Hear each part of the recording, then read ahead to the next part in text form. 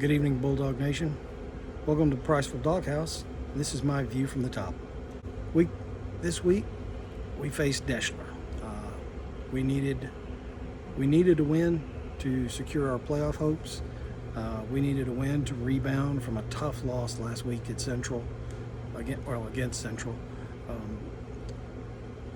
Overall, we needed a big win for confidence for the team heading into the final games of the season. Deshler was a tough ticket to get that, though. Deshler came in on a 4-game winning streak. Their defense was the tops in the area, having only given up 14 points in their 4 area wins, 2 shutouts and 2 7-point victories there. But for the most part, yet another mirror image of the Priceville Bulldogs. Run the ball, throw the ball when you absolutely have to, and play good defense. So, all in all, that's the way the game turned out. Deshler had a young stud running back who was back for his 3rd game of the season. Number 21, Jakari Ballou. He ripped off some very long runs, had a big game against Rogers last week. So he was primed, fresh legs, ready to come in and try and do the same thing to Priceville. For the most part, Priceville did a good job of holding him. Deshler rushed for 270 yards in the game. Ballou was their leading rusher. He had 15 rushes for 96 yards. He had 8 rushes on the final drive of the game, though. They leaned in hard on him there. Passing-wise, they were 2 for 7 for 49 yards, 1 interception, 1 touchdown. They lost 1 fumble in the game. 8 different people ran the ball for Deshler. So they spread the ball out very well. They did a good job of that. 4 of those rushers were over 30 yards rushing. For the Bulldogs, we rushed for 205 yards as a team. But if you take off the 66 yards we lost on bad snaps and fumbles, that equaled out to only 139 team rushing yards. Xander Gaines was our leading rusher with 82 yards. Jerry Burton had 65 yards. Wyatt Hurt added 55 yards.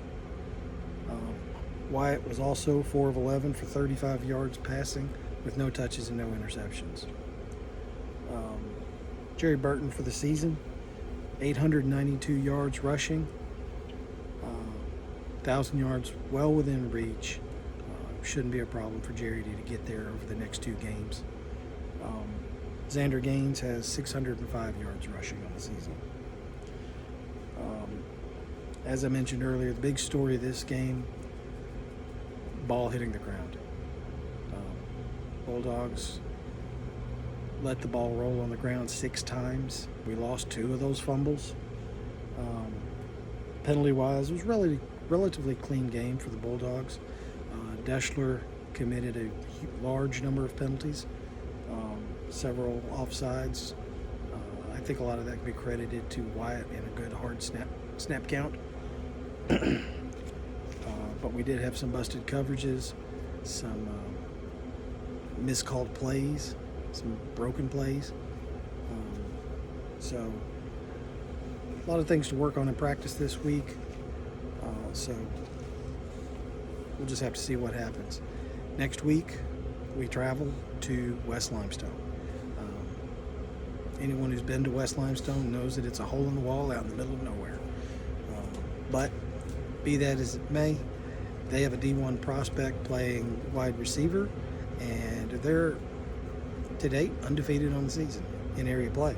So 7-1 overall on the season, with their only loss coming to an upper class school.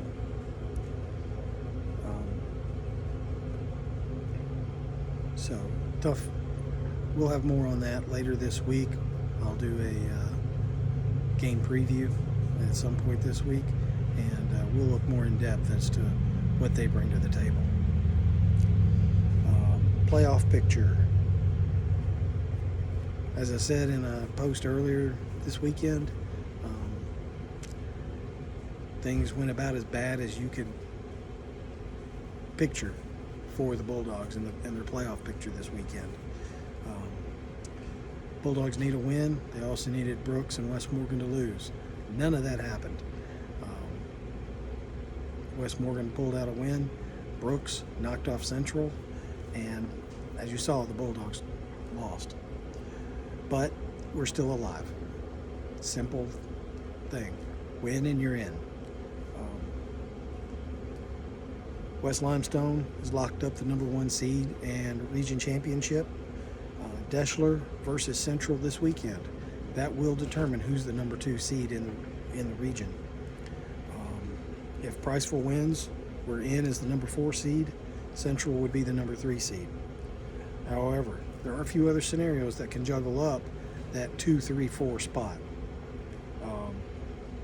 Brooks is tied with us in region play. Both teams 3-3 in region play. However, we have the tiebreak over Brooks. So if both teams win next week, if we beat West Limestone and Brooks beats, they are up to play Central. No, Rogers. If Brooks beats Rogers, we'll both be 4-3, but Priceville would have the tiebreak over Brooks and would advance to the playoffs. If all 3 of the final teams lose, unfortunately the tiebreaker there would go against Priceville. All 3 teams would be 3-4, each with a loss to each other, 1-1 against the other 2 teams. Brooks would claim the #4 seed because they beat Central last week. They have the win over the higher ranked team. So there again, win and you're in, Priceville. Make it happen, Bulldogs. Bring it home. I do have one more thing. Saturday at 10 o'clock out at West Park, the PCRA football teams all lined up in their East Division Championship. All 3 age groups were in the championship game for the division, and all 3 teams won. All 3 teams shut out their opponent. Impressive showing by the youth out there. So they all advance to the county championship games, which will play this Saturday, 10 a.m. start time for the first game out at R.A. Hubbard High School. So big shout out to all 3 of those age groups. The 12U team, once again, undefeated and unscored upon for the entire season.